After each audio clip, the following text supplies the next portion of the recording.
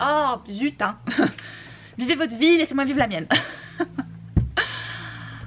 Bonjour à tous et bienvenue pour cette nouvelle vidéo sur ma chaîne. J'avais envie de commencer aujourd'hui cette vidéo tranche de vie parce que ça fait 1 semaine et demie maintenant que j'ai commencé à mon nouveau poste. Donc voilà, si vous ne le saviez pas, parce que vous n'avez pas vu l'article sur le blog ou pas sur Instagram, j'ai changé de travail. Tadam! Oui, en cette période très étrange, ben voilà, il y a des gens qui continuent... Enfin voilà, il y a des choses de la vie de tous les jours qui continuent et il y a notamment des changements de voie professionnelle qui ont lieu. Mais c'était juste pour revenir un peu là-dessus parce que c'est vrai que c'est très étrange en fait de commencer sa première semaine de travail en n'étant pas au travail en fait. En fait j'ai eu une opportunité, on est venu me proposer un poste, ce n'est pas moi qui ai volontairement changé, j'ai pas cherché en fait un nouveau job, mais on m'a proposé cette opportunité là, c'est-à-dire d'aller bosser pour une grande diffusion. Donc la diffusion c'est le pont entre le libraire et l'éditeur et au milieu il y a le diffuseur et le distributeur, mais moi je fais pour la partie diffusion. Donc on est là en fait pour représenter tout un portefeuille d'éditeurs et on va les présenter aux libraires. Donc on récupère les infos des éditeurs et hop on va les transmettre aux libraires qui eux du coup passent commande et nous on fait en fait le lien entre les deux structures quoi. Moi je suis pas représentante donc je ne vais pas aller en librairie quand tout ça aura repris un petit peu son cours, je n'irai pas en librairie présenter les nouveautés. Moi en fait je serai plutôt dans la partie bureau où je m'occuperai de tout ce qui est com, animation et tout le lien en fait plutôt administratif entre les éditeurs et les libraires, ce genre de choses. Mais finalement mon poste est encore un petit peu indéfini vu qu'il n'a pas commencé de la façon qu'il aurait dû commencer à la base. Voilà, c'est pas comme si j'arrivais dans un travail que je connaissais déjà, que je passais d'une librairie à une autre par exemple. Là c'est vraiment... Voilà, je connais la diffusion, d'ailleurs mes nouveaux collègues je les connais déjà parce que c'est des représentants que j'avais en librairie, donc voilà, mais c'était très bizarre de terminer aussi avec mes collègues en librairie parce que du coup j'ai pas vraiment pu leur dire au revoir, donc j'ai encore l'impression d'être encore, que je fais encore partie de l'équipe de librairie et en même temps que je suis déjà dans un nouveau travail, c'est vraiment très bizarre, mais j'ai rien à dire pour l'instant parce que franchement j'ai une nouvelle équipe qui est picobello. Ma directrice je la connaissais déjà, c'est elle qui est venue me chercher donc voilà, on se connaissait déjà, humainement parlant en tout cas déjà c'est une personne en or et je me réjouis de vous présenter en fait ce nouvel axe du monde du livre. Honnêtement ce que j'ai bien aimé avec cette semaine c'est que oui c'est une période compliquée et difficile et inédite et exceptionnelle et enfin tout ce que tu veux, c'est pas évident pour plein de gens.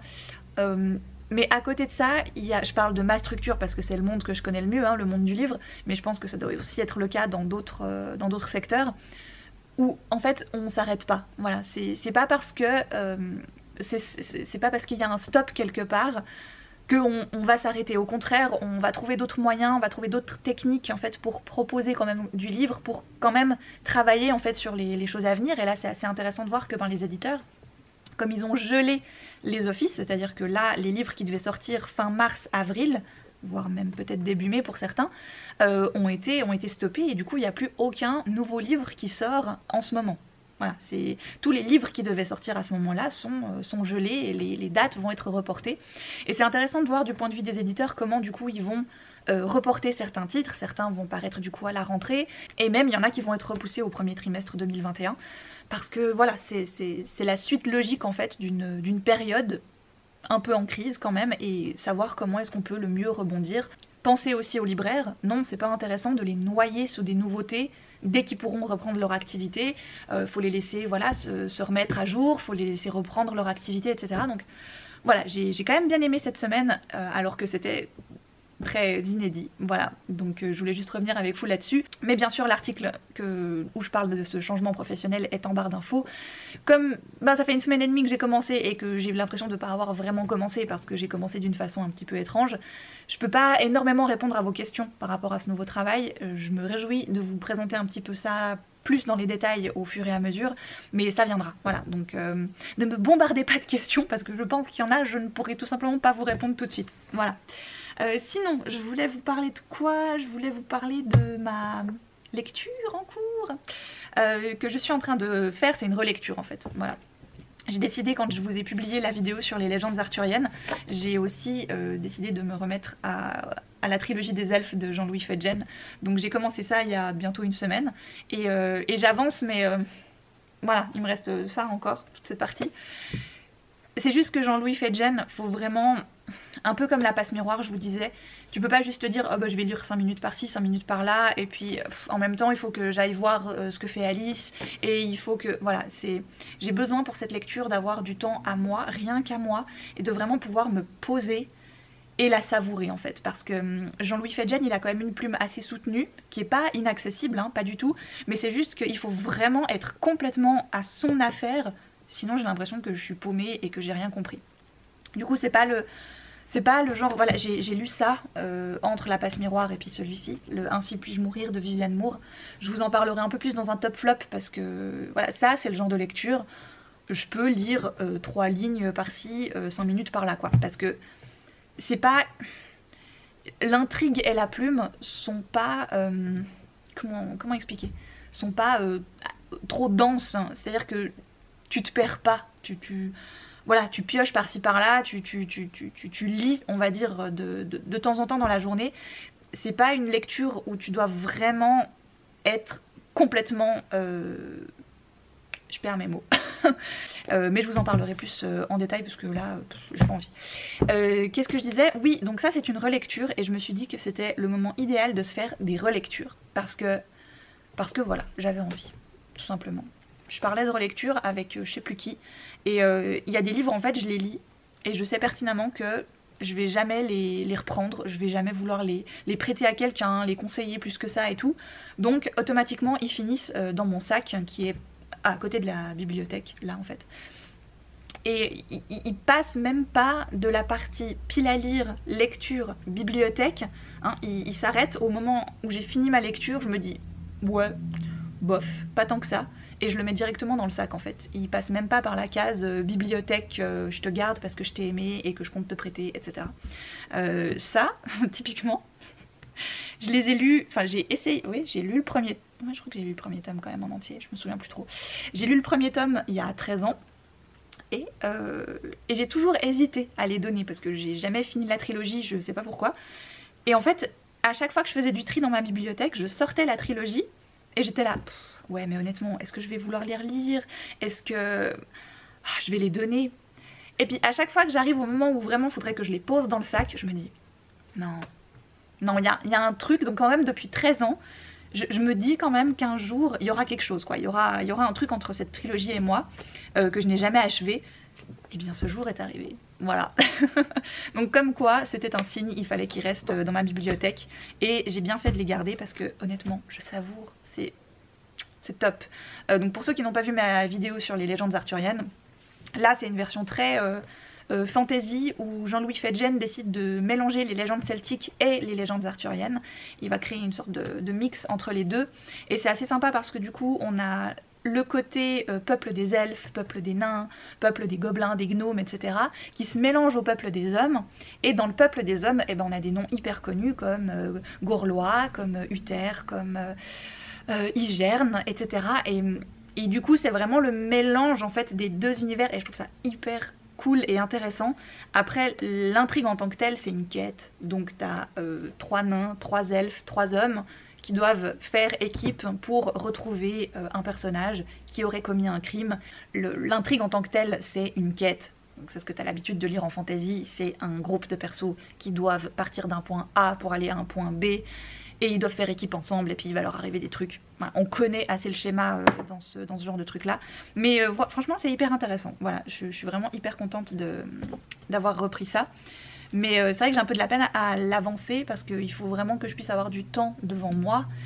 Et ben comme vous l'aurez compris, je travaille et en même temps ben, j'ai mes trucs à faire. C'est-à-dire que ben, je poste quand même plus que depuis une année. J'ai jamais autant posté de vidéos. J'ai vu en un mois, j'ai posté 7 vidéos quand même.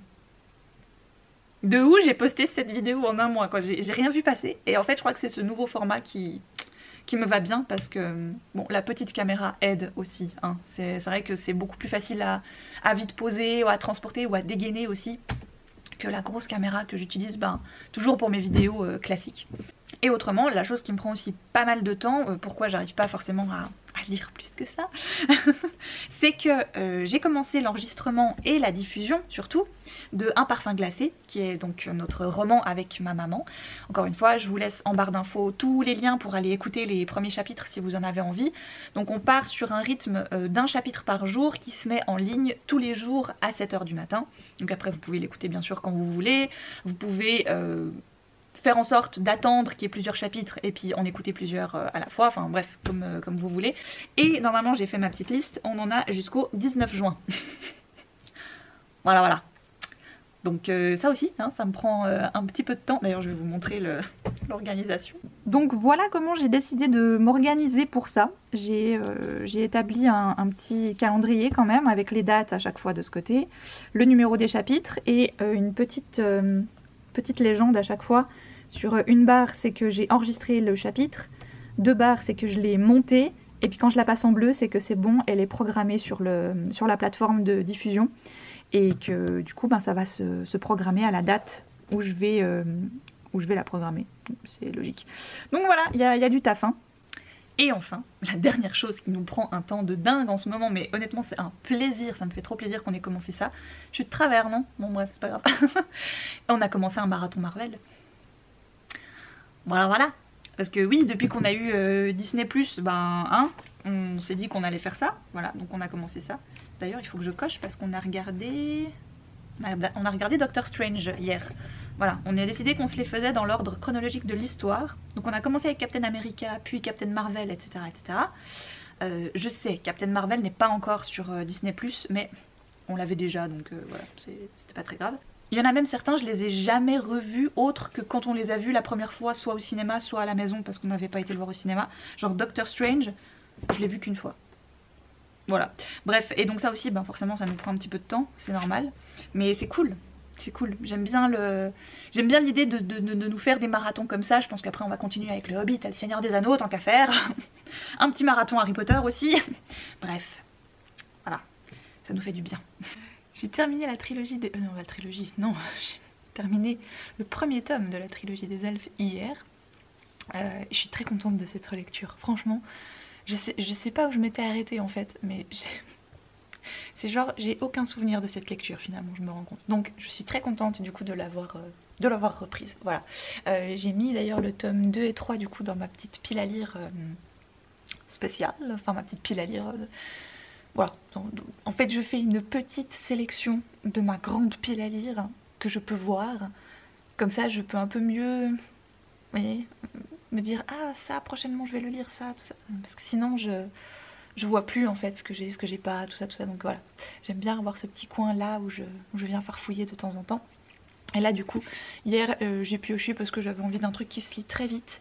J'ai quand même pris une semaine pour lire le premier tome de la trilogie des elfes qui fait 340 pages je crois, donc c'est pas que je veux absolument lire un livre vite, c'est loin de là, mais des fois il y a cette envie en fait de satisfaction quand tu arrives au bout de ton livre, tu fais, ah voilà, moi j'ai besoin en fait, c'est comme en tricot par exemple, je vais prendre l'exemple du tricot ou ça peut être n'importe quoi, ça peut être un loisir créatif, ça peut, enfin voilà, quand ça fait longtemps que t'es sur un long truc, quand t'as fini ce long truc, bah t'es contente. Et du coup, t'as pas forcément envie de recommencer un long truc. T'as envie d'un petit projet, quelque chose qui va se terminer assez rapidement, que tu auras la finalité du truc assez vite. Du coup, en lecture, pour moi, c'est un peu pareil. J'adore me plonger pendant 2-3 semaines dans un livre, un très gros livre. Et j'ai pas forcément cette envie d'aller vite, absolument, loin de là. Mais c'est vrai qu'après, j'aime bien me faire un petit truc... qui va assez vite en fait, ouais, je sais pas pourquoi, voilà, c'est un état d'esprit que j'ai, bref. Et du coup, pour aller un petit peu vite et surtout pour continuer une saga, je continue avec Sorcière de Kate Tiernan, que j'ai toujours dans les éditions Ada, et en fait quand j'en termine un, j'en ressors un que je mets dans ma petite pile à lire, voilà, on appelle même plus ça une pile à lire mensuelle parce que voilà, en gros dès que je sors un livre de cette pile à lire, j'en mets un autre à la place qui me fait envie. Et il faut bien penser que dans ma pile à lire, qui s'élève à 145 livres à peu près, et ben en fait il y a des livres qui ont tout simplement pas la même pas le même classement. Il y a des livres que j'ai envie de lire très rapidement, il y a des livres que je me dis bon ils peuvent attendre encore quelques temps, c'est pas un problème, etc. etc. Et je sais pas pourquoi je me suis mise là parce que du coup... Voilà, là c'est mieux quand même, non? Voilà. Je viens très rapidement vous parler de ça parce qu'en général je vous en parle pas du tout dans les top flops ou autres parce que c'est... Voilà, c'est le tome 6, j'avance, tout ça, puis il y a... Honnêtement, c'est pas la série de l'année quoi, on est d'accord. En fait j'aime cette petite série. Si vous ne la connaissez pas, je vous laisse aller voir le résumé du premier tome dans la barre d'infos. Je vais pas me répéter parce qu'à chaque fois que je lis cette série, en fait, je me répète, j'ai l'impression. Donc ça, ce sont les tomes chez Ada. Donc Ada est une édition québécoise. J'ai absolument voulu avoir ces tomes-là parce que je les trouve plus sympas déjà. Et aussi parce que la version française de France, donc des éditions Hachette, n'est plus disponible, n'existe plus. Et que ce soit la version grand format ou la version poche. Donc voilà, moi j'ai préféré avoir les petites versions. Il me semble que chez Hachette c'était des versions où ils avaient mis plusieurs tomes ensemble. Là moi j'ai 15 petits comme ça et j'en suis au tome 6 et ça parle de Wicca et de sorcellerie et tout ça, de clan de sorcières et d'une jeune fille qui va se rendre compte un jour qu'en fait elle appartient à un clan de sorcières et qu'on n'en avait jamais eu conscience avant. Voilà, ça c'était du résumé. Et je suis toujours en pyjama, c'est dimanche, et oui. Et j'aime lire cette petite saga comme ça parce que c'est clair qu'il y a plein de défauts, plein de trucs, tu dis oh non sérieux c'est too much. Oui, d'accord. Bah viens par là alors. Ah oui, c'est compliqué. Ah ouais, ouais. Voilà. Ça va mieux? Ouais. Oh, oui. C'est dimanche pour tout le monde, hein, tu sais Mira, c'est pas facile hein. Il y a cet effet à l'intérieur que je recherche de temps en temps et ça tombe bien qu'elle fasse 15 tomes du coup, cet effet de nostalgie. Parce qu'en fait, les livres ont été publiés début 2000 en anglais je crois, et même les premières versions françaises, parce qu'il y a des premières versions françaises qui avaient été éditées chez Pocket avec des couvertures dégueulasses. Et du coup, c'est vraiment une vieille série.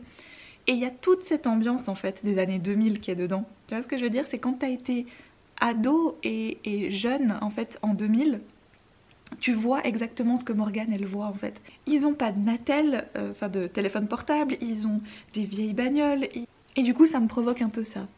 Voilà, je trouve ça, je sais pas, c'est nostalgique et ça me fait penser à, ben là on est en train de regarder les frères Scott, One Tree Hill avec Anaïs et Maudie, c'est notre marathon du dimanche. Voilà, on se met 2 épisodes dès 20h jusqu'à 21h30 et on papote en même temps et tout donc c'est un truc qu'on avait déjà fait avec Teen Wolf avec Moody, on s'était regardé l'intégralité des saisons de Teen Wolf et du coup je lui ai dit allez s'il te plaît on se fait One Tree Hill après.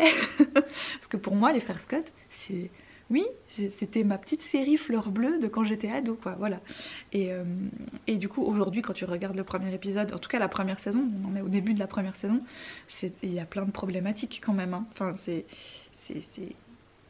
Aujourd'hui tu peux plus faire une série comme One Tree Hill, tu vois, avec les mêmes discours, avec les mêmes caractéristiques de personnages et tout, Enfin voilà, il y a quand même des clichés de l'époque où tu dis ah quand même, c'est... Voilà. Mais bon, c'est nostalgique de revoir ça. Et du coup j'avais envie de revenir là-dessus. Voilà. J'ai lu 3 pages et demie, hein, mais ça me provoque déjà cet effet-là. Voilà. Et je suis hyper contente et du coup je sens que voilà, je vais le lire. Ça par contre, alors ça se lit très rapidement. Très rapidement. Bon. Oui, c'est bien de commencer comme ça. Il y a un très bon angle de vue, je trouve. Pardon, excusez-moi, je commence à être un peu fatiguée là. J'ai fait ma grosse... Je pense que j'ai fait ma plus grosse semaine... Ça va bien, ça ne va pas du tout. J'ai fait ma plus grosse journée de la semaine devant l'ordi. On est en train de bosser sur un truc de comment on veut mettre en place 2-3 trucs pour la reprise des libraires. Parce qu'en fait, on a eu un communiqué du Conseil fédéral, donc le Conseil fédéral c'est notre truc officiel en Suisse, c'est eux qui nous disent pendant justement toute la crise actuelle qu'est-ce qu'il faut qu'on fasse, qu'est-ce qu'on doit pas faire, etc. Je vais me poser là parce que... Et hier c'était le gros communiqué, la nouvelle avancée, les prochaines étapes et tout.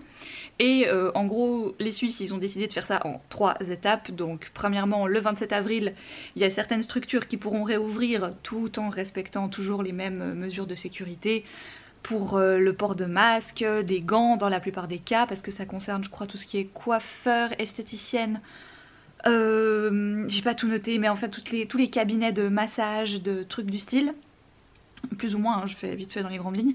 Ensuite le 11 mai, il y a le reste des commerces, donc tous les commerces non essentiels qui devraient rouvrir normalement. Et à partir du 8 juin, je crois, ce sera les restos, les cinés, les bars. Donc voilà, on retiendra une seule chose de ce que monsieur Alain Berset a réussi à nous dire ce jour-là. Nous allons aussi vite que possible, mais aussi lentement que nécessaire. Voilà, c'est très suisse comme phrase, c'est très...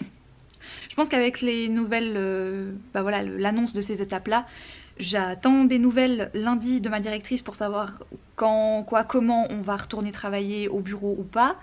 Et surtout en fait eux, donc la plupart de mes collègues étaient en vacances toute cette semaine de Pâques. Mais pas moi. Du coup moi j'ai travaillé un peu, mais bon bah comme je vous disais, j'ai l'impression d'être qu'à moitié là et j'ai pas tous les outils et j'ai pas toute la formation aussi qui va avec mon nouveau job, donc j'ai fait ce que j'ai pu. Et surtout je me suis fait une sorte de draft, comment vous traduisez ça, de doc en fait, un document où j'ai mis toutes mes idées, toutes mes questions, toutes mes suggestions, tout ça, et au fur et à mesure durant la semaine. Et du coup lundi, comme on doit tous se faire une séance Skype, du coup comme ça je pourrais voilà, leur poser mes questions, voir sur quoi j'ai avancé ou pas, etc. etc. Et comme on est vendredi aujourd'hui, je voulais vraiment tout bien finaliser ça avant ce soir pour que je sois opérationnelle lundi. Du coup ça m'a demandé un petit peu de... Voilà, hein, n'est-ce pas? Puis j'ai pas fait que ça, j'ai fait aussi pas mal de réponses à mes mails. Margot liseuse, donc pas forcément la Margot Pro. Parce que étant les deux à la maison, il faut que j'arrive à concilier les deux, hein, n'est-ce pas? Ce que je fais pour Margot liseuse et ce que je fais pour moi. Enfin pour le côté Margot professionnel. Donc c'est pas... Voilà. J'ai fait du télétravail pendant une année complète en 2016 quand j'attendais Alice. Ça n'avait rien à voir, mais voilà, ça tombait pendant ma grossesse, où j'avais travaillé pour glose.com, qui est une app de lecture et aussi une librairie numérique. Du coup, je connais l'exercice du télétravail, mais avec un enfant, c'est clair que c'est pas la même, hein. Voilà, ça on est d'accord. Alors j'ai la chance, le papa est au chômage technique, donc du coup, je peux vraiment bien avancer dans mes journées. Là aujourd'hui, typiquement, c'est la journée où j'ai... Bon, mes yeux, ils sont explosés parce que j'ai vraiment vu beaucoup trop d'écran, en fait, aujourd'hui.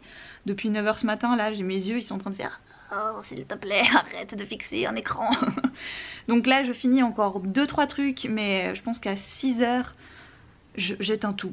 J'éteins tout, et ce soir, je me fais une soirée lecture dans mon petit fauteuil là pendant que monsieur sera en train de jouer à des jeux vidéo.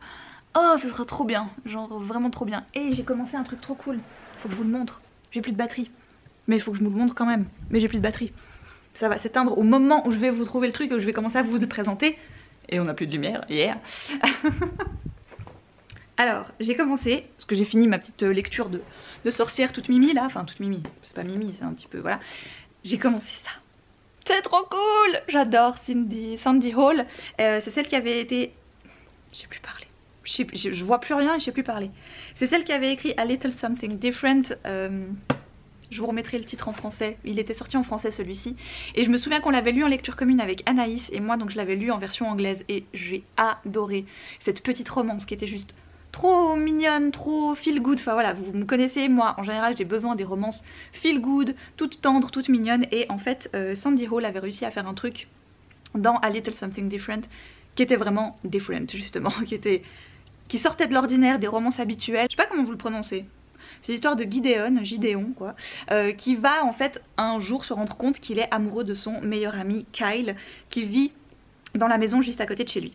Et sauf que Kyle, il sort déjà avec la pom-pom girl du lycée. C'est un gars basketballeur, tout ça, trop cool. Mais en même temps, c'est pas le gars cool de chez cool. C'est pas le gars du lycée que tout le monde rêverait d'être. Il parle pas beaucoup, il est hyper timide, il a une passion dévorante pour le Seigneur des Anneaux. Donc il a ce côté un peu geek, mais geek... populaire, voilà. Et il sort avec la cheerleader, donc voilà, donc c'est assez chouette, je trouve qu'elle mélange un petit peu ces deux opposés habituels dans les clichés ados. Et lui en fait, t'apprends au tout début du roman qu'il veut faire son coming out auprès de sa copine parce que il est bi. Et il a l'impression de lui mentir en lui disant qu'il est 100% hétéro, et du coup en sortant avec elle, il veut rester avec elle mais en même temps il veut quand même lui faire comprendre qu'il est bi. Voilà, et il a hyper peur de lui dire alors que ses amis le savent, sa famille le sait. Voilà, il l'a jamais vraiment caché sauf à sa copine, donc voilà. Mais je suis vraiment au tout début, hein, j'ai lu 30 pages, voilà. Mais ça se lit très bien en anglais, honnêtement si vous n'avez pas un niveau d'anglais de dingue, Sandy Hall elle écrit de façon très accessible. Moi en tout cas j'ai jamais de problème avec ses bouquins, en même temps j'en ai lu qu'un. Même endroit, pas même heure et pas même jour. Hier j'étais en train de parler et en fait la caméra elle avait plus de batterie. Donc elle m'a coupé dans mon élan. Voilà. Je crois que j'étais en train de vous... Ah oui c'est ça que je faisais. Je voulais vous montrer les deux autres de Sandy Hall. C'était ça, hein, c'était ça. Voilà. Je vais me reposer. Hein. J'ai un chouette fauteuil, autant l'utiliser. Alors, donc je vous disais, moi j'avais lu celui-ci. Voilà. Mais je vous mettrai la référence en français parce qu'il existe en français si vous avez envie de le lire. Donc celui-ci c'est une petite romance toute chou où en fait on a 14, je crois que c'est ça, on a 14 points de vue d'une future probable relation, en tout cas 14 personnages savent et trouvent que deux autres personnages vont terriblement bien ensemble et seraient genre le couple idéal, enfin voilà. Sauf que les deux sont beaucoup trop timides pour s'aborder. Et les 14 autres personnages vont essayer en fait par tous les moyens. Ça reste très friendly et très mignon, hein, donc voilà, c'est pas des trucs trash pour essayer vraiment de mettre les gens ensemble. C'est des trucs très mignons. Ils essayent de faire en sorte que les deux se rencontrent, se découvrent, etc. Donc c'est vraiment, Sandy Hall, elle a vraiment une palette, un univers on va dire très doux, c'est très, voilà, c'est très bienveillant. Donc ça c'est l'autre. Signs to Point Yes, Point to Yes, pardon, je l'ai toujours dans le sens. Signs Point to Yes. Ça se passe en été, donc d'abord je voulais lire celui-ci, là maintenant. Et en fait ça se passe en été, donc je vais le garder pour cet été. Et celui que je suis en train de lire maintenant, donc celui-là, ça tombe bien, il se passe en avril. Voilà, je le savais pas hein, quand je l'ai commencé, c'est pas précisé, mais un des personnages dit qu'on est en avril. Donc je dis, hey, on est en avril, moi je suis en avril, c'est fou. Il y a des connexions comme ça qui se font des fois, c'est assez dingue. Et du coup hier soir j'ai quand même lu une centaine de pages de ça, je suis hyper contente. Bon j'étais tellement crevée que j'ai été me coucher tôt, donc j'ai pas pu vraiment lire plus. Mais je suis très contente parce que ça reste en anglais, donc c'est largement pas ma langue principale, hein, c'est même ma troisième langue je dirais. Donc, mais comme je disais un peu plus tôt, donc hier pour moi, un peu plus tôt pour vous, c'est très accessible. Sandy Hall elle a un vocabulaire très accessible, on va pas essayer de chercher 10 000 synonymes, accessible c'est très bien. La chose qui m'a beaucoup plu, il y a un truc, j'ai un défaut en lecture, c'est que je lis la fin. Non, je lis la fin, c'est pas vrai. Je veux toujours voir combien il y a de pages, je sais pas pourquoi, hein, ça m'avance à absolument rien, mais j'aime bien voir combien il y a de pages, et en général je lis la dernière phrase du bouquin. Oui, vous avez le droit de me juger, mais je m'en fous. Et du coup, je me suis rendu compte qu'en fait à la toute fin, c'était pas la fin du livre, c'était genre des petits bonus. Et voilà, c'est là. Il y a une sorte d'interview entre elle, donc l'autrice et son éditrice. Et donc son éditrice lui demande où as-tu eu l'inspiration pour Been Here All Along, donc c'est celui-ci. Et elle lui répond quand même que donc c'est 100% elle, donc son éditrice qui lui a donné l'idée. Et je pense Taylor Swift. Moi j'ai vu ça, tu vois, j'ai fait ok, cette femme ne peut pas être une mauvaise personne, c'est elle a pris une chanson de Taylor Swift pour s'inspirer d'un bouquin. Je suis désolée, depuis que j'ai découvert sa chanson You Belong With Me, donc j'ai pas pu m'empêcher d'y penser des mois et des mois, et du coup j'ai commencé à faire un plan avec cette idée de... Donc je pense qu'elle s'est inspirée du clip surtout, le clip de Taylor Swift où en effet c'est Taylor Swift et un mec qui littéralement ont leur maison presque collée l'une à l'autre et ils se voient depuis les fenêtres de leur chambre et il se passe des mots en fait avec des petites pancartes, voilà. Et bah, c'est vrai que la couverture il fait un petit peu penser, pardon j'ai un rayon de soleil, ah qui veut pas partir, là. C'est n'importe quoi ce matin, hein. Je vous embrasse très fort, je vous souhaite de merveilleuses lectures et je vous dis à une toute prochaine pour de folles aventures. Non, pas du tout. Bref, je vous embrasse très fort, j'espère que vous allez bien, je vous embrasse très fort et je vous dis à une toute prochaine.